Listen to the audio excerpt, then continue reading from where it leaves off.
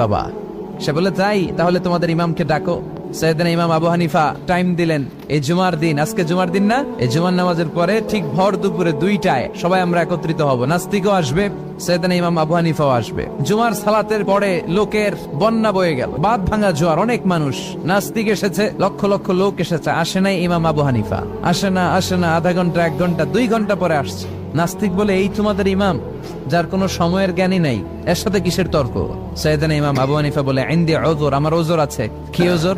সাইয়েদনা ইমাম আবু হানিফা বলেন, আমি ঘর থেকে বের হয়ে আসার পথে একটা নদী পার হয়ে আসতে হয়। আজকে এসে দেখি নদীর মধ্যে কোনো মানুষ টানুষ নাই, নৌকা নাই, মাঝি নাই, কিচ্ছু নাই। তো হঠাৎ দেখলাম পাশে বিশাল বড় একটা গাছ। এই গাছটা এমনি এমনি 2 ভাগ হয়ে গেল। হঠাৎ গাছ থেকে এমনি এমনি লম্বা তক্তা হয়ে গেল। এমনি এমনি তক্তাগুলো জোড়া লেগে নৌকা হয়ে গেল। আর নৌকা আমার সামনে আসলো, মাঝি ছাড়া, লগি বৈঠা ছাড়া। আমি নৌকায় যেয়ে বসলাম, নৌকাটা আমার নিয়ে টান দিয়ে সাঁ করে ওপারে নিয়ে গেল। তো